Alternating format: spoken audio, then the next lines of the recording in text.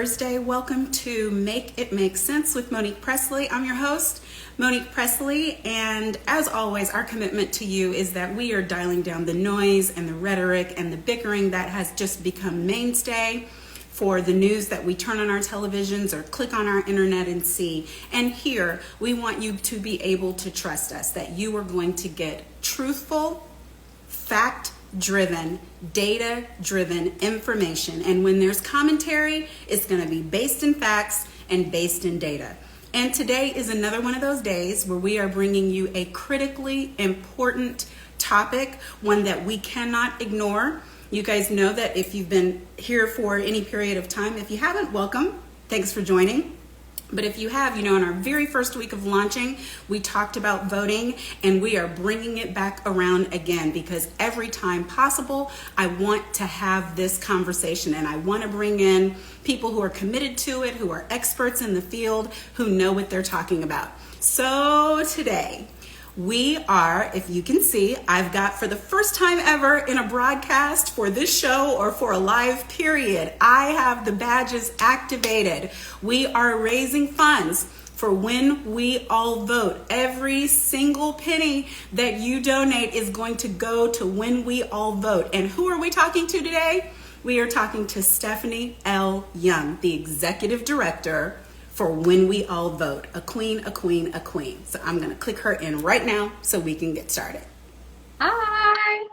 Greetings. Hi. You look beautiful. I'm in LA. I should have done more as I see your beautiful face. If we got you out of bed 3 hours behind us, because I'm way at home base.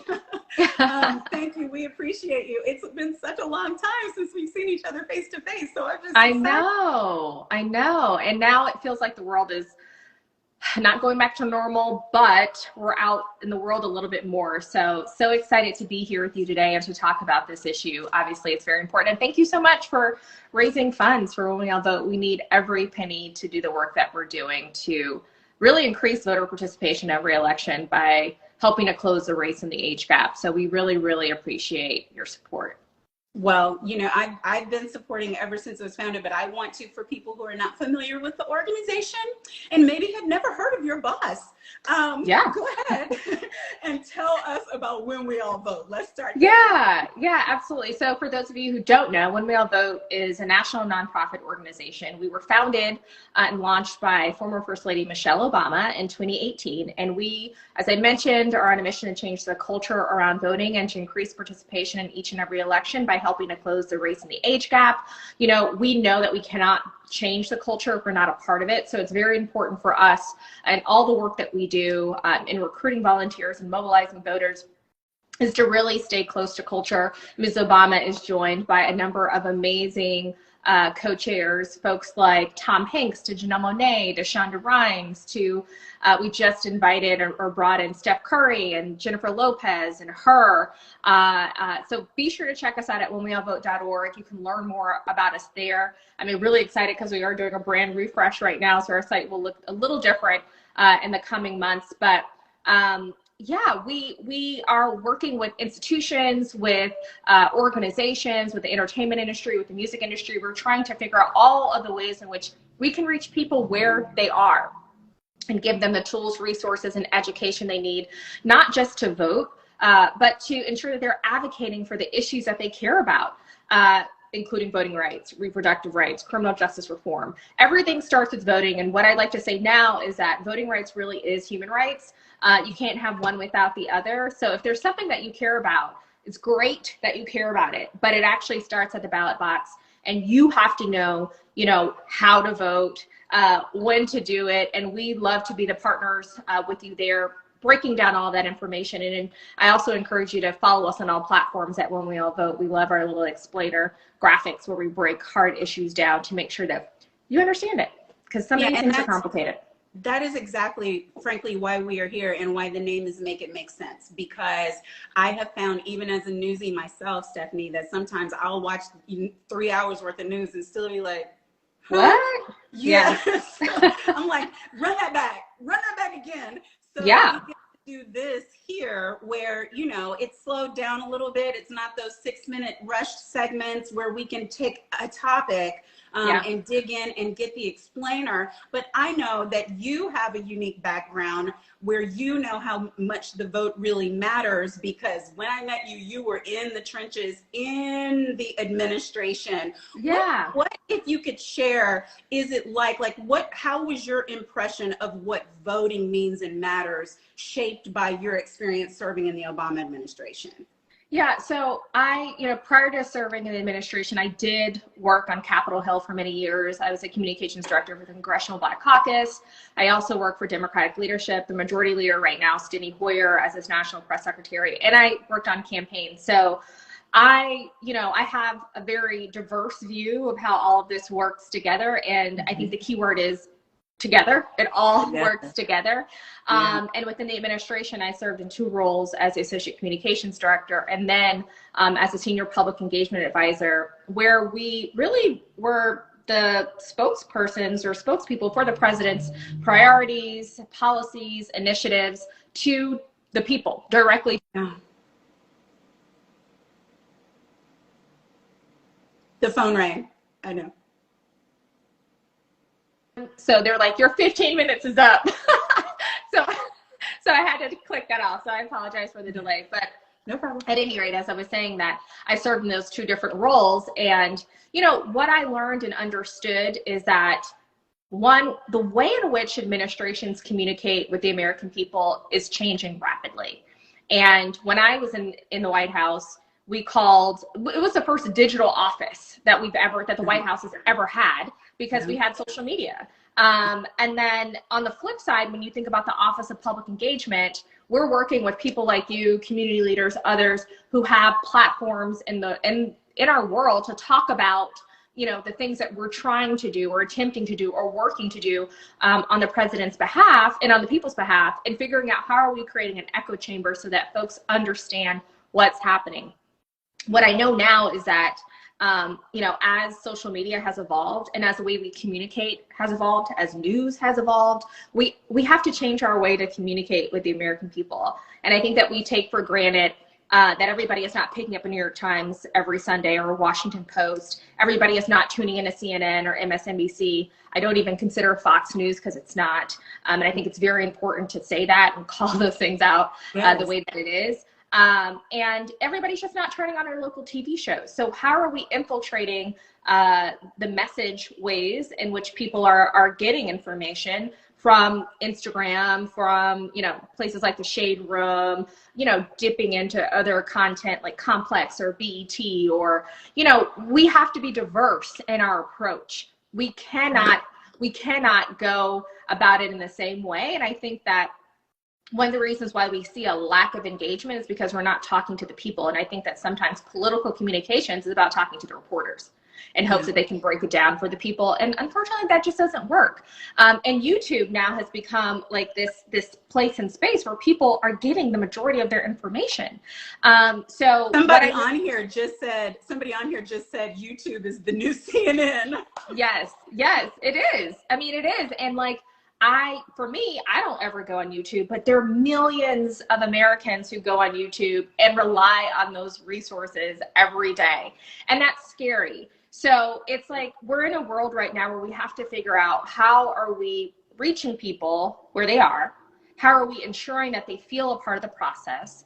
And how are we taking it out of the traditional realm of communications to ensure that we're getting as many people to participate in our democracy as possible? And I think one thing that folks aren't aware of is that, even though we have a new president, even though we got past, and we really haven't gotten past, the insurrection, all of those things, our democracy is still under threat. There's over 500 voter suppression bills that have been either introduced or passed across this country. And it's purposeful because of how powerful we are as voters and how voter participation has increased since 2018 every single year. And now you're seeing an attack on voting rights. And I think that folks aren't aware. So, it's we have this multifaceted approach of going directly to the people, reaching them where they are on the platforms, to the voices and those that they trust and listen to the most. And then also, like, how are we also using that traditional kind of medium to use as a vehicle for our messaging as well. But it's a 2, 3, 4-pronged approach that we take. And I know that we're able to do that because of the experiences that I've had working in the federal government and understanding the disconnect sometimes between the people and the government. Well, and I'm glad you mentioned that because, and I know your time is valuable, so I just have a couple more questions, but I saw where you all put out a really strong statement regarding the need for passage of legislation. So to me, we've got on this one hand, the fact that votes are being suppressed and we need people to go out and vote more and more, and we need the registration to keep ticking up and up because we have to try as best we can to counter it in the field at the polls. But then on the other end of the spectrum, we've got this Congress that does not seem to want to do right by its citizens. And we need this legislation passed like day before yesterday. And we're not there yet. So what is When We All Vote doing about that? And I know it's in solidarity with a lot of organizations. So So we reached like thousands of people, millions of people, hopefully through the New York Times, to this ad, which was a letter from Mrs. Obama, basically stating what we are pledging to do, whether Congress acts or not. And that includes registering 1 million voters. That includes recruiting 100,000 volunteers to take action in their communities. Also recruiting 100,000 people to call their representatives and tell them that they want to see federal voting rights legislation.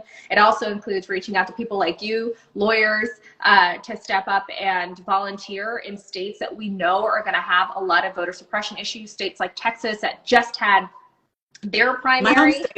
Right. They just had their primary. And it's basically ground zero to see how these new, voter suppression laws would work. And we saw thousands of mail-in ballots rejected and people's ballots literally thrown out. And one way to combat that is to call 1-866-OUR-VOTE if that happens to you. That's 1-866-OUR-VOTE. That is a hotline through the Lawyers Committee and We the Action and other organizations where you'll be able to speak to a lawyer firsthand, and then they will help you navigate this issue that you're facing. And we did as much as we can to shine a light on that hotline, during that time. But again, that is not a solution. That is, something that is supposed to kind of help us in this moment. However, we do have to have federal voting rights legislation, and not to be Debbie Downer, but to be as direct as possible. Not sure if that's actually going to happen before the midterm elections. And that's purposeful. And I think the thing that's really crazy is that voting is not a partisan issue. It is literally the foundation of democracy. If every eligible American cannot cast their ballot freely and fairly, then how do we actually have a democracy? We don't. Mm-hmm. And the fact that any elected official can stand up and say that voting rights isn't important, that person should be, they should be let go because they don't believe in democracy and they don't believe in what we fought for and try to create a more fair and just, society. Obviously, we have a long way to go, but it does start at the ballot box. And I think they really are counting on us to look away and to get tired and to check out and to not pay attention so that when you look up in 2023, everything looks different. And you didn't even know what was happening. And then beyond that, in 2024, when there's a new presidential election, who's going to be in office to certify these elections? Those are your secretaries of state, and those positions are open and up for re-election in over 20 states around the country. And we already have people in position running for those who said that they would never have certified the 2020 election. So this is a long game that folks are planning and preparing, and suppressing voters is the first step in it, but also getting, people who have no business serving in office in those positions to make those critical decisions about if your state is going to certify an election and really shaking the foundation of our democracy. So we got a lot of work cut out for us, but we do try to make it fun, exciting at When We All Vote. We also build community with each other. And I think that's one of the things that gives me hope and positivity is seeing all of these folks who say, I want to step up in my neighborhood, in my community, and do all that I can to engage voters, and they're excited about it. So it's like we're building a community of like-minded folks who really want to see the best in this country, and to ensure that everybody has the right to vote. Well, and all you have to do, I mean, people are looking at Ukraine like it's not just a different country, but a different universe, and it is not. Democracy is a fragile, fragile thing. Ours may not be as young of a fledgling democracy as Ukraine's, but we are under like systemic structural attack. Yes. The way that a young democracy you think would be. So that's why the efforts that you all are making are so important. What can people do today? They want to get involved. They know when we all vote exists, but they don't know sitting in their home in Arkansas what they can do today to help. Yeah, so please come over to whenweallvote.org and sign up for our email list. That will be the first step to ensuring that you're getting our information consistently. You know the opportunities that you'll have to volunteer. We just launched a chapter program. You can tell that I went to a HBCU and I pledged a Black sorority because I'm like, okay, we need chapters now. So we're starting a chapter program around the country. And we need chapter leaders, but we need just general volunteers, people who are going to be ready to take action during our different weeks of action that come up this summer, this fall, and even before that. We have tons of training. So just make sure you go to whenweallvote.org, sign up. It's under our Take Action tab. You can also just scroll down to the bottom and put your name on the website. And then follow us on all social platforms at When We All Vote. And then take it a step further under the Take Action tab. If you want to call your senator today, we have tools and resources to do that. They take calls, they look at your tweets, and they look at your emails. And we have the resources for you to do that. And we make it easy so that you don't have to try to look stuff up. You can just put your information in and you're able to contact them immediately. But I think the first step is honestly just sign up so that you know what's going on and that you're on our listserv and that you're getting our critical information. And then hopefully, when we go out into the world this fall and we actually can hold in-person events, that you can be a part of that. And we really look forward to that. And I'll just flag that week. It's our big week of action around National Voter Registration Day. And when we first launched, we did rallies all over this country, 2 with Mrs. Obama and others with our co-chairs and our other co-chairs. And we hope to be able to do that again. So they're fun, innovative, or exciting rallies where you're in the room with 7,000 people. Hopefully, I don't know, 7,000 sounds a lot during COVID, but you're in a room with thousands of people who are energized and they're going out to their communities and canvassing and making sure that people are registered. And we love to throw parties at the polls. There's so much to do with this. And the thing I like, this is the last thing I'll say, the thing I like about our organization, and that I try to make sure actually works, is that it's easy for busy people to tap in and tap out. Yeah. You do not have to feel obligated to do every single thing, but rather you can do one good thing a month with us. And that's enough. That really is enough. And I understand that everybody is busy and they have all these different responsibilities and requirements from their families, from their jobs, from their organizations that they're already a part of. So we try to make it fun and easy, and you can tap in and tap out as much as you want. Well, yeah, and I've had great experiences just hosting our own parties for even during the pandemic, doing it. And then I went to Texas and worked in Texas, which my home state I love. Yeah. But I can just attest to it. And of course, count us in, Stephanie, for whatever. One thing I do want to do, and we're just thinking through this, is we really do need to recruit more lawyers who want to help with the voter suppression issue in different states, Texas, Georgia, Florida.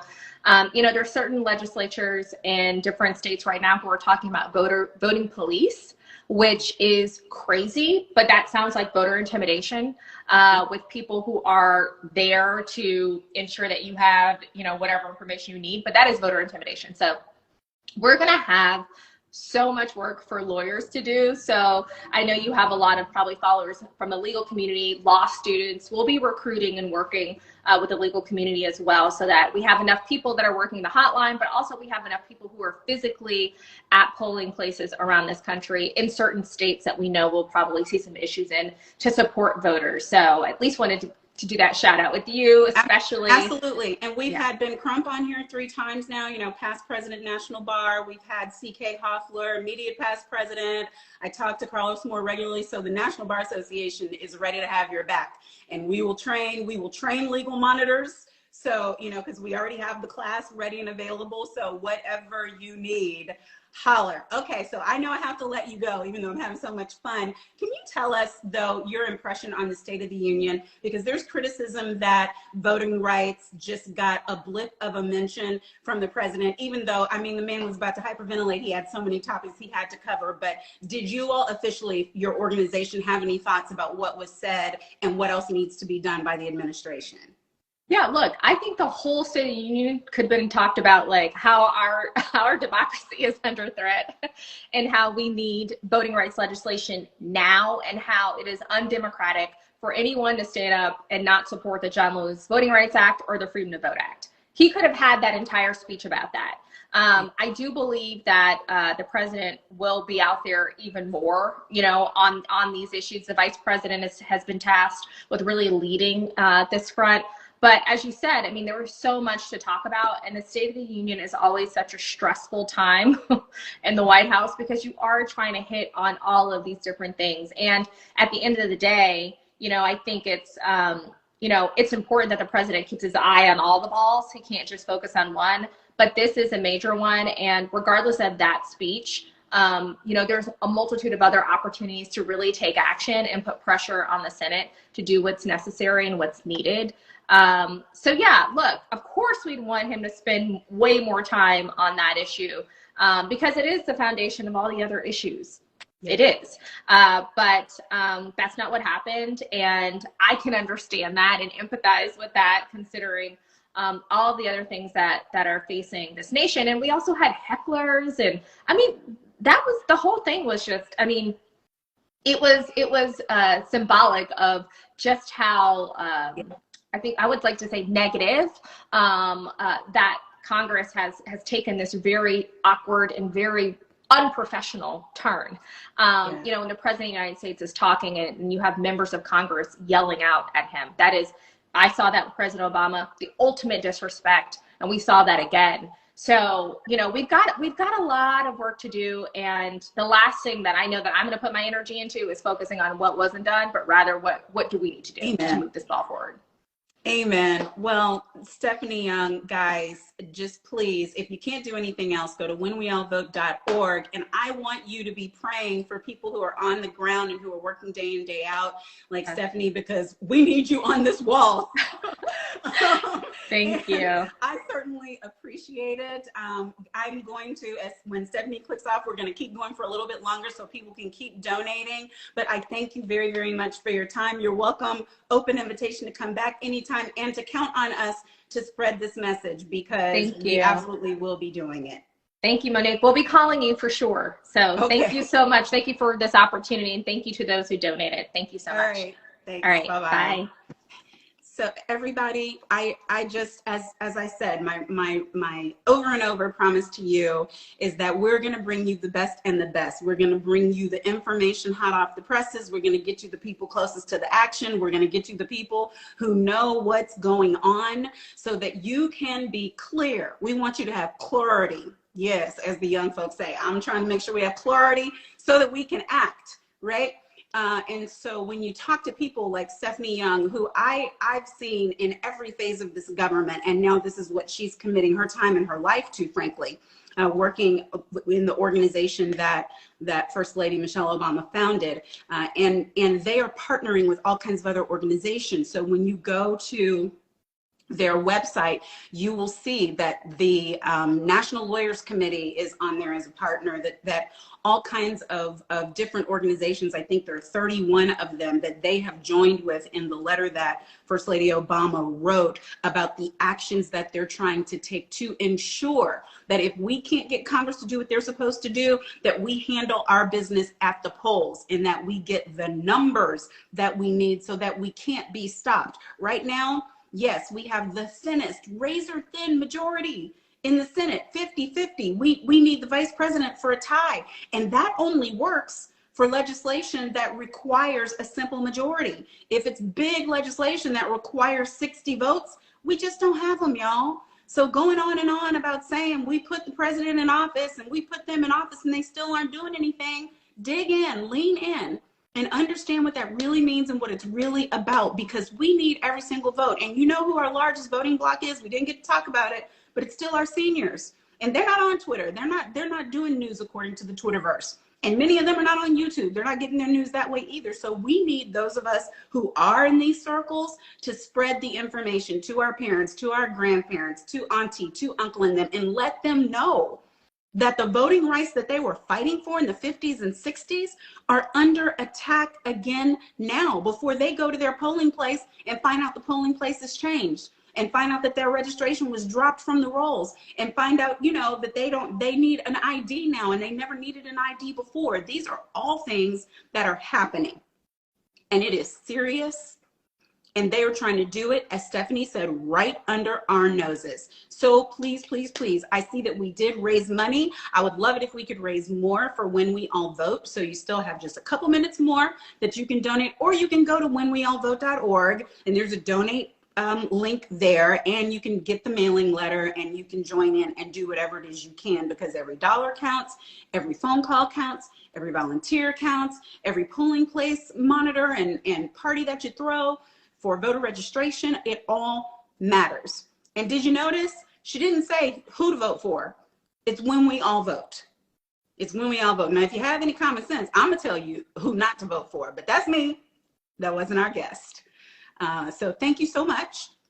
That's all I have for today. Tomorrow, Friday, we'll be live again at noon, and it's our week in review. A lot happened this week that we couldn't talk about fully. We did talk about Ukraine, check Monday's show, my interview with Terrell J. Starr on the ground in Ukraine. Tuesday, we talked about knowing your rights and staying alive. We talked about how to handle an encounter with the police.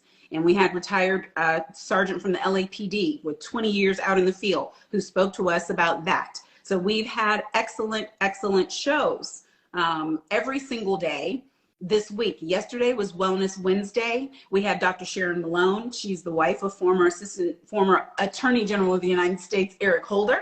And she's with a new organization, Alloy, and that organization is tasked with helping Black women who are going through menopause to get access to information and care. And then here we are today with Stephanie Young from When We All Vote. So all of the shows are in my Instagram feed, and they are on Facebook, facebook.com/I am Monique Pressley.